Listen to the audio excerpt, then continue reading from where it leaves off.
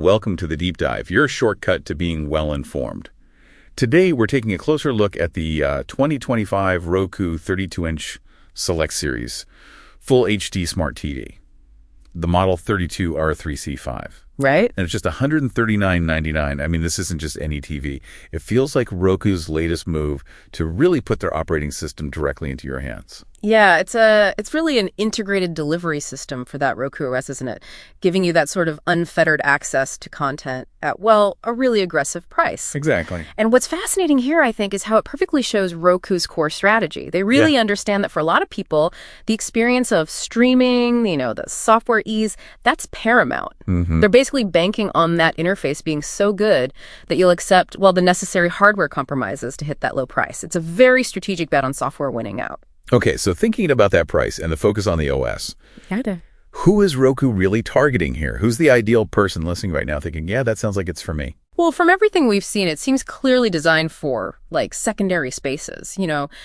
Think a bedroom, maybe a kitchen, or even a dorm room where space and budget are really key factors. Right, where you don't need the absolute top-tier specs. Exactly. And it's also, I'd say, an ideal entry point for anyone who just prioritizes that streaming simplicity and, overall value. It lives up to its Select name by being very specific about where it shines. That makes sense. Yeah. And that brings us to some common questions people ask. First up, gaming.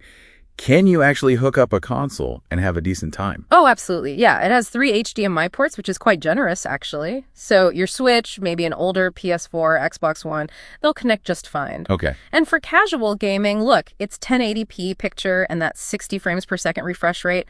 It's perfectly smooth. It'll feel good. But there's a catch for serious gamers. There is, yeah. For those with, say, a new PS5 or an Xbox Series X, it's important, this TV won't support the fancy stuff, like variable refresh rate, VRR, which smooths out graphics dynamically, or those really fast 120 hertz refresh rates. So those top-tier consoles, they won't run at their absolute peak potential here. But, for many people, that's probably an acceptable compromise for the price. Right. Okay, switching gears slightly, but still on convenience, what about a sleep timer? Mm-hmm.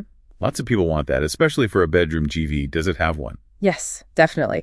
It has a full sleep timer function that's just a standard part of the Roku OS baked right in. Easy to find. Yep. You can dig into the menu. It's under settings, then system time and sleep timer. Or honestly, even easier, just use a voice command. Tell the remote, turn off TV in 30 minutes. Super convenient. Nice. Okay, let's unpack screen mirroring if you want to show photos or video from your phone or laptop. Yeah, this is another area where it's surprisingly strong for the price.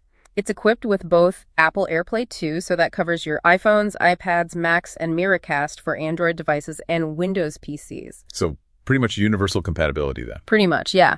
It ensures really broad compatibility, which is great. You can share wirelessly from almost anything. That's impressive at this tier. And right out of the box, what about apps? What content access do you get immediately? Well, you get immediate access to the entire Roku channel store. We're talking thousands of streaming apps. Plus, crucially, it comes integrated with the Roku channel itself, which offers a huge library of free ad-supported content. They boast over 500 live TV channels now, plus loads of on-demand movies and even their own Roku original shows. Okay, so plenty to watch without paying extra subscription. Exactly. And if we connect this to the bigger picture for just a second, it helps to understand Roku's journey. They basically kickstarted this whole streaming player thing way back in 2008. With that first Netflix box, right? That's the one. Then, around 2014, they started licensing their OS to other TV makers like TCL and Hisense. And now, launching their own branded TVs like the Select series. It's a strategic move to control the entire user experience, hardware, and software. And based on how users are reacting, how's that strategy playing out in the real world? What's the feedback? Well, looking at consumer sentiment, people consistently praise its crisp 1080p picture quality and just how incredibly easy the setup process is, especially for the price. Yeah, ease of use is Roku's whole thing. It really is. And they mention those 3 HDMI ports, the Bluetooth for headphones. That's a solid feature set for what you're paying. But there's usually a but with budget tech, isn't there? This raises an important point, yeah. While those initial reviews are overwhelmingly positive, it's averaging 4.6 out of 5 stars, which is great. Okay. A deeper dive does surface some, let's say, potential long-term concerns. What some users are starting to report, and you should definitely keep this in mind, is that over time, the TV can get, well, a bit slow, unresponsive sometimes. The software updates outpacing the hardware. Exactly. It's like an older smartphone trying to run the latest apps. Roku software keeps improving, which is good, but the entry-level hardware in this particular TV might struggle to keep pace down the road. That's a classic budget tech trade-off. And other typical budget criticisms. Yeah, the usual suspects. Pretty basic sound quality. You'll probably want a sound bar if you care about audio. And the build quality feels, well, like you'd expect for the price. Some call it cheap plastic.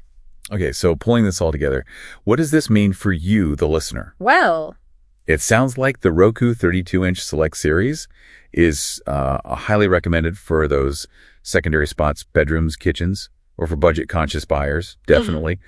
Or just anyone who really values that super easy-to-use, content-packed interface above all else. The bang for buck seems exceptional. I think that's fair. To summarize the key things to consider, the OS, the Roku software, that's genuinely the star. It is 1080p in a world that's increasingly 4K, so know that going in. Right. Its performance is excellent for the price, but yeah, there's that potential for it to slow down over time. And sound and build, they're budget grade, no surprises there. So the real question this deep dive leaves you with is this: how much value do you place on that seamless today, right now software experience versus maybe worrying about the underlying hardware's long-term endurance in a tech world that changes so fast? Something to think about.